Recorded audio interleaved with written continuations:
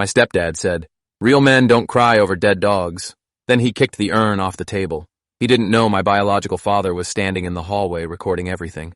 I was 17 when my German Shepherd Max died from cancer, 3 months after my mom married Dennis. Max had been with me since I was 7 years old, through my parents' divorce, through moving 6 times, through every bad day and panic attack and lonely night. He slept at the foot of my bed and knew when I was upset before I did. The vet said the tumors had spread too fast to operate and we had 2 weeks maximum. I spent every minute of those 2 weeks with Max, sleeping on the floor next to him, feeding him by hand when he couldn't stand up anymore. When he died in my arms on a Thursday morning, something inside me broke in a way I'd never experienced before. My mom held me while I sobbed, and we made arrangements to have him cremated. The urn arrived on a Monday, simple black ceramic with Max's name engraved on a small brass plate. I put it on the bookshelf in my room where I could see it from my bed. Dennis had barely tolerated Max while he was alive, complaining about dog hair on the furniture and the cost of vet bills and how my mom babied both of us too much. He'd moved into our house 4 months earlier after a quick engagement that felt rushed to everyone except my mom. She'd been lonely after the divorce, and Dennis had this smooth way of talking that made her feel special and protected. He sold insurance and drove a leased BMW and wore expensive cologne that gave me headaches. Within a week of moving in, he'd started making comments about my room being messy and my grades not being good enough, and how I needed to toughen up if I wanted to survive in the real world. My mom would tell him to back off, that I was going through a hard time, but he'd just smile and say someone needed to teach me how to be a man, since my real father clearly hadn't done the job. The comments got worse after Max died. Dennis would make jokes about how I cried more over a dog than most people cried at human funerals. He'd walk past my room and see me looking at photos of Max on my phone and shake his head like I was pathetic. 3 days after the urn arrived, I came home from school and found Dennis in my room going through my stuff. He said he was looking for something my mom asked him to find, which was obviously a lie. When I asked him to leave, he picked up the urn and examined it like it was a curiosity. He made this comment about how much money people waste on dead pets when they could just throw them in the trash and move on with their lives. I told him to put it down and get out of my room. He just laughed and set the urn back on the shelf, but not gently. He basically dropped it so it landed with a heavy thunk that made me wince. Then he walked past me and said I needed to grow up and stop acting like a little kid mourning a stuffed animal. I texted my biological father that night. My parents had split when I was 13 after my dad came out as gay, and the divorce had been brutal. My mom was angry and hurt and said things to him that she probably regretted later. My dad moved 3 hours away with his partner James, and I only saw him on alternating weekends and some holidays. The distance made it hard to stay close, but we texted almost every day and he always answered when I called. I told him about Dennis going through my room and touching Max's urn and making cruel comments. My dad responded immediately asking if I was okay and whether my mom knew what Dennis was doing. I said I hadn't told her because she seemed happy with Dennis and I didn't want to ruin that for her. My dad wrote back saying that my well-being mattered more than my mom's relationship status, and we should talk more about this when he picked me up that weekend for our visit. That Friday after school, I was in my room doing homework when Dennis came home early from work. I heard him and my mom arguing in the kitchen about money, something about Dennis losing a big sale and needing to borrow from her savings account to cover his car payment. My mom sounded stressed, but eventually agreed. Their voices got quieter, and I figured the argument was over. About an hour later, Dennis knocked on my door without waiting for an answer and walked in. He was holding a beer, and his face was red in that way that meant he'd probably had several already. He stood in my doorway and started talking about how I needed to show more respect in his house, that he was tired of my attitude and the way I looked at him like he wasn't good enough. I hadn't said anything to him in days, so I had no idea what he was talking about. I stayed quiet and kept working on my homework, hoping he'd just leave. Instead, he walked over to my bookshelf and picked up Max's urn again. He held it up and asked me why I was keeping dead dog ashes in my room like some kind of shrine. He said real men don't cry over dead dogs, and I needed to get over it and move on with my life. Something in his tone made my stomach twist with anger and fear at the same time. I stood up and told him to put the urn down and get out of my room. He laughed this mean drunk laugh and said he was doing me a favor by teaching me a lesson about emotional weakness. Then he held the urn out away from his body and asked what I was going to do about it. I felt my hands shaking and told him again to put it down. He just kept laughing and wobbling slightly like he was considering dropping it. That's when my mom appeared in the doorway asking what was going on. Dennis turned toward her, and the movement made him lose his grip. The urn fell and hit the floor with a horrible cracking sound. The ceramic split into 3 large pieces, and gray ash spilled across my carpet. I dropped to my knees immediately trying to gather the ash with my hands, my vision blurring with tears. My mom was yelling at Dennis asking what the hell was wrong with him. Dennis was backing away saying it was an accident and I shouldn't have provoked him. I wasn't listening to either of them. All I could focus on was Max's ashes mixed with carpet fibers, and how I couldn't separate them anymore. I was crying so hard I couldn't breathe, and my hands were shaking so badly I couldn't hold anything. My mom dropped down next to me and put her arm around my shoulders. She was crying too and apologizing over and over.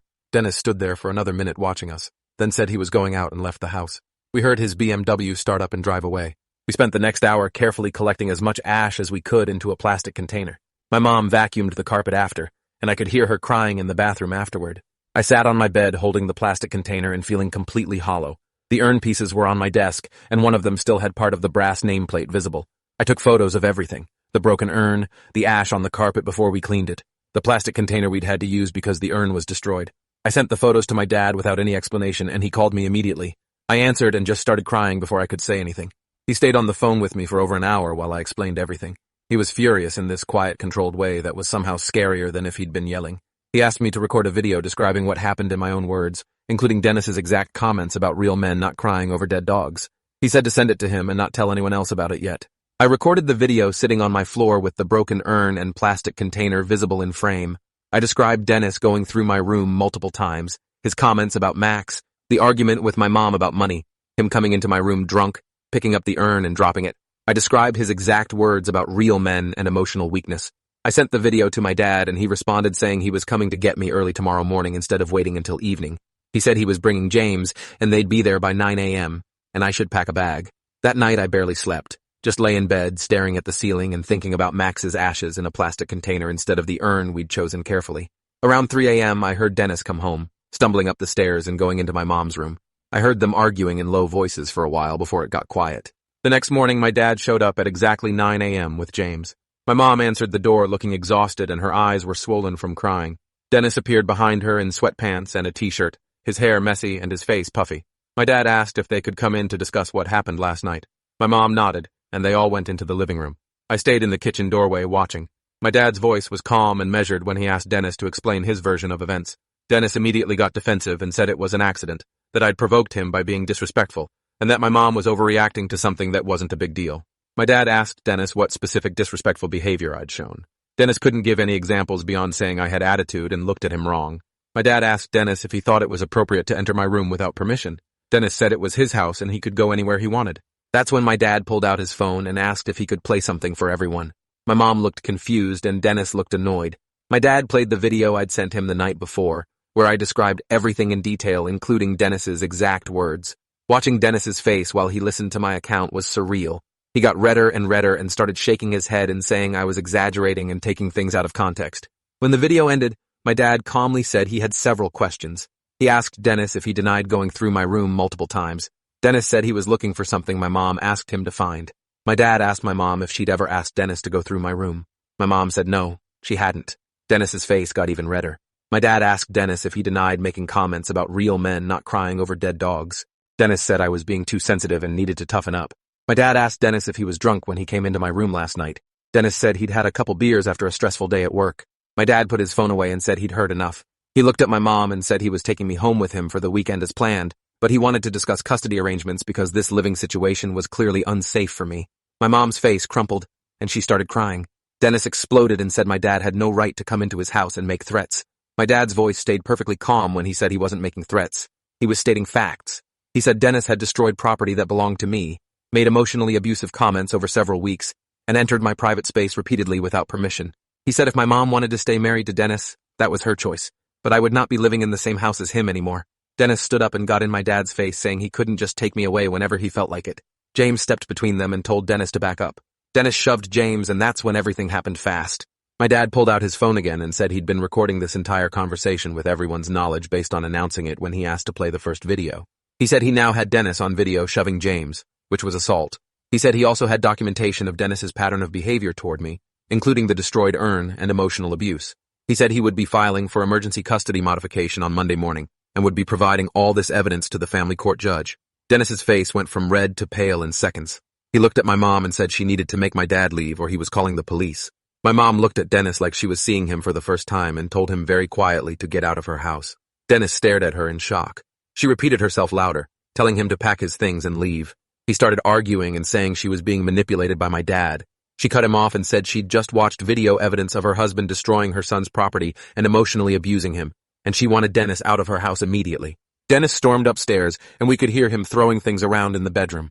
My mom sat down on the couch and put her face in her hands. My dad sat next to her and said he wasn't trying to take me away from her, but I needed to feel safe at home. He said she was a good mom who'd made a mistake trusting the wrong person. She sobbed and said she was so sorry, that she'd been lonely, and Dennis had seemed so stable and responsible at first. My dad put his hand on her shoulder and said, "Predatory people are often very good at seeming stable until they're not." James stayed near the stairs in case Dennis tried something. After about 20 minutes, Dennis came down with 2 suitcases and a duffel bag. He didn't look at any of us, just walked to the door. Before he left, he turned around and pointed at me and said this was all my fault for being a spoiled little brat who couldn't handle tough love. My dad stood up and stepped in front of me. He told Dennis to leave immediately or he'd call the police and show them the video of Dennis shoving James. Dennis left, slamming the door behind him. The house felt different with Dennis gone. Lighter somehow, despite everyone crying. My mom asked me to forgive her, and I told her I wasn't mad at her, just hurt that she hadn't noticed what Dennis was doing. She cried harder and said she'd been so focused on having a partner again that she hadn't paid attention to how he treated me. My dad suggested we all sit down and figure out the practical next steps. He said he'd still take me for the weekend so my mom could process everything, but he wanted her to file for a restraining order against Dennis on Monday morning. He said the video evidence made it clear Dennis had been emotionally abusive, and the physical altercation with James gave grounds for protection. My mom agreed and said she'd also be calling a divorce lawyer first thing Monday. I went upstairs to pack my bag and my mom followed me. She stood in my doorway and looked at the broken urn pieces still on my desk. She asked if there was any way to fix it, or if we needed to find a new urn. I said I didn't know if ceramic could be glued back together properly, and even if it could, it wouldn't feel the same knowing Dennis had broken it. She nodded and said we'd find a better one together, something Dennis had never touched. She hugged me for a long time and whispered that she loved me, and she was so sorry. I hugged her back and told her I loved her too. Then I packed enough clothes for a few days and grabbed the plastic container with Max's ashes and the broken urn pieces because I didn't want to leave them in the house. The drive to my dad's place was quiet.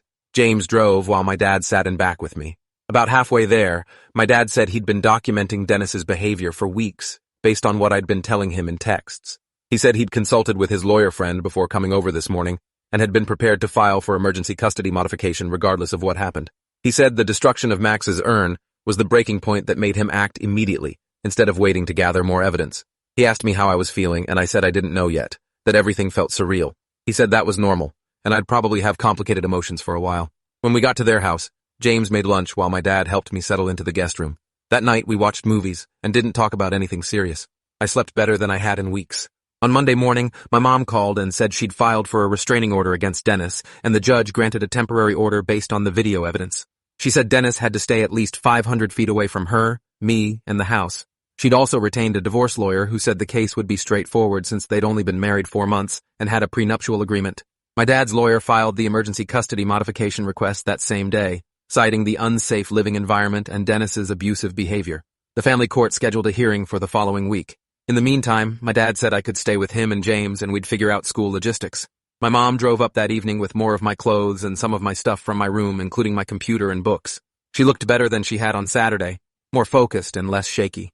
She said she'd been going through Dennis's things that he left behind and found some disturbing stuff. She showed us a notebook Dennis had been keeping with notes about me. The entries described different ways he'd tried to provoke me or get a reaction, almost like he was running experiments. He'd written things like subject shows weakness when discussing dead pet, and subject has no spine when confronted about room cleanliness. The entries went back to about a week after he moved in. My dad photographed every page with his phone while my mom sat there looking sick. She said she found other stuff too, like emails to his ex-wife where Dennis admitted to deliberately antagonizing her teenage son until the kid became so anxious he had to go to therapy. The emails talked about how emotional weakness disgusted Dennis, and he felt it was his duty to toughen up soft kids. My dad immediately sent these to his lawyer as additional evidence. He said it showed a clear pattern of targeting stepchildren for emotional abuse, which would support the emergency custody modification. The restraining order hearing happened 3 days later. Dennis showed up with a lawyer and tried to argue that my mom was overreacting and being manipulated by my dad.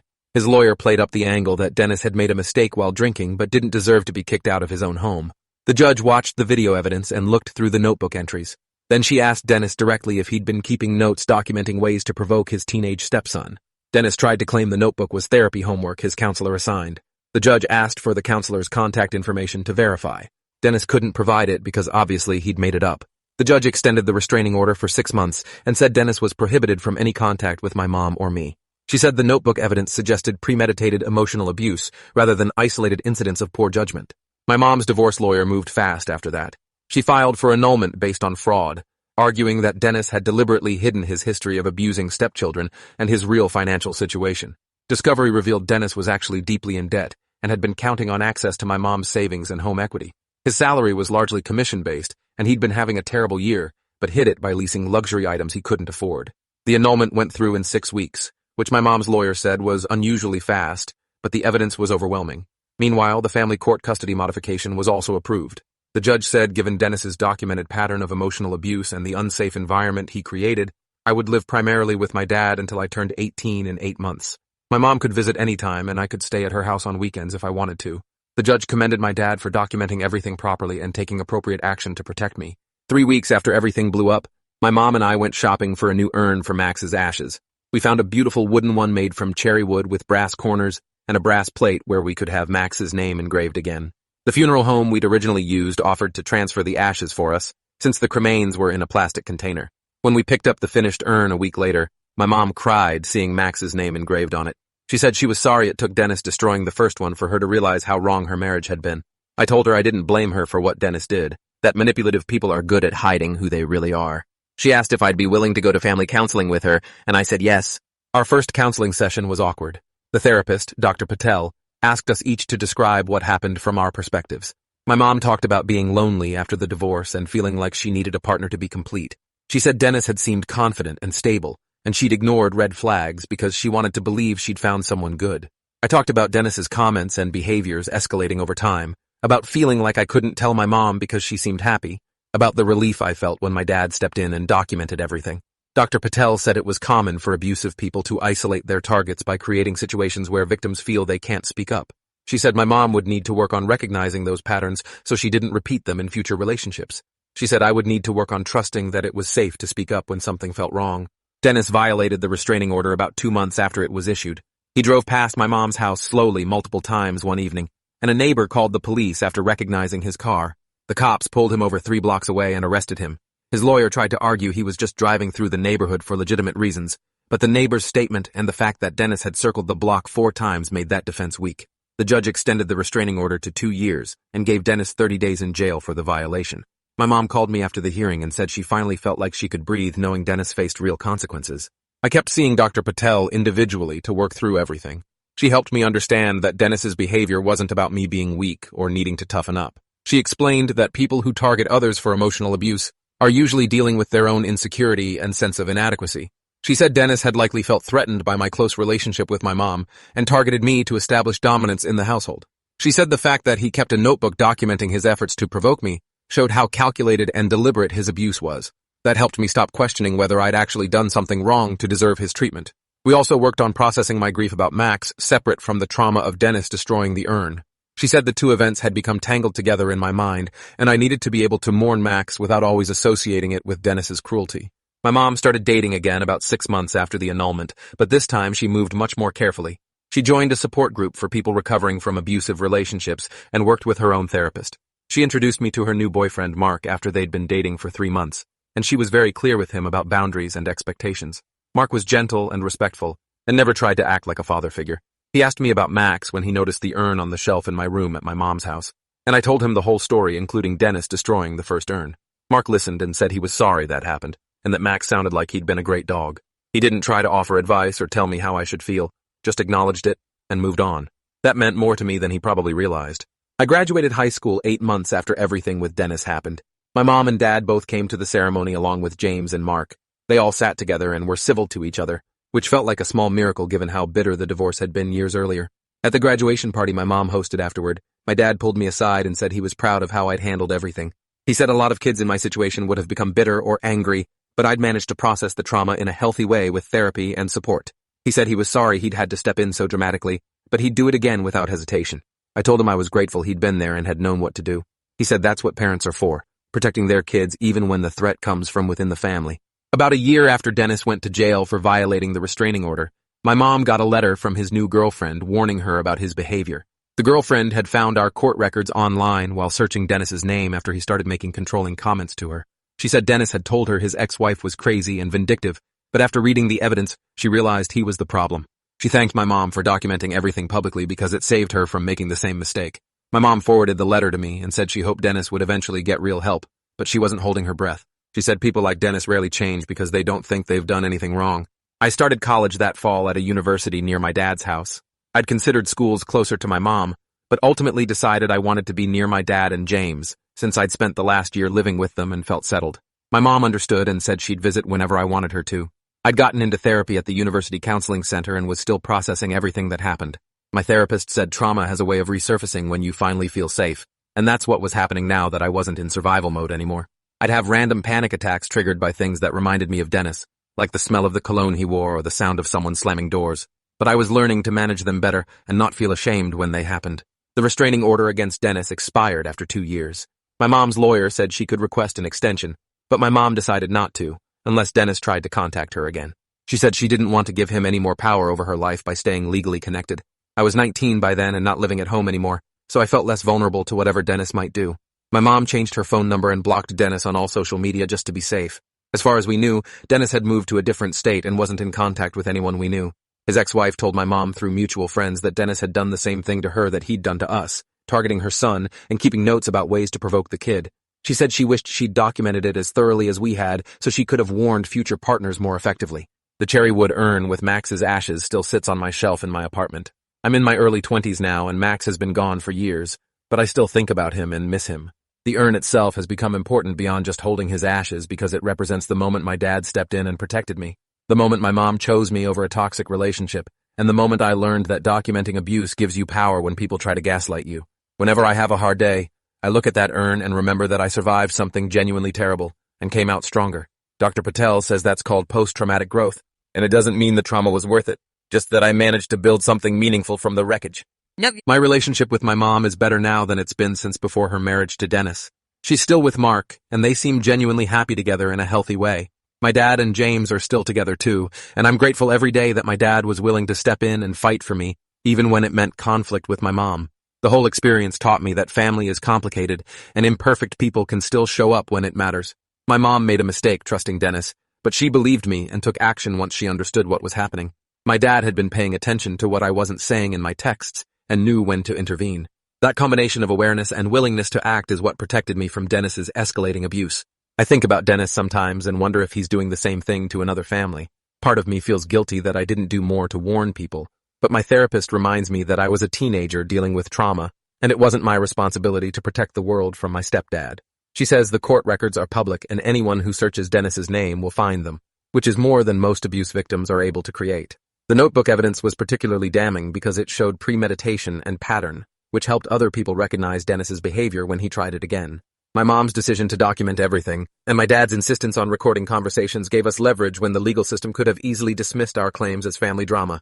The whole situation with Dennis taught me to trust my instincts when something feels wrong, even when authority figures or family members insist I'm overreacting. I learned that documentation is power, and that people who have nothing to hide don't usually react with rage when asked to explain their behavior. I learned that real strength isn't about refusing to cry or show emotion. It's about being vulnerable enough to ask for help when you need it. Dennis thought he was teaching me to be a man by mocking my grief and destroying something I loved. What he actually taught me was to recognize abuse and stand up against it, which turned out to be much more valuable. And that's the end of the story. I'm so glad you joined me because it makes telling these feel meaningful. Hopefully, it brought some light to your day. Subscribe so we can do it again.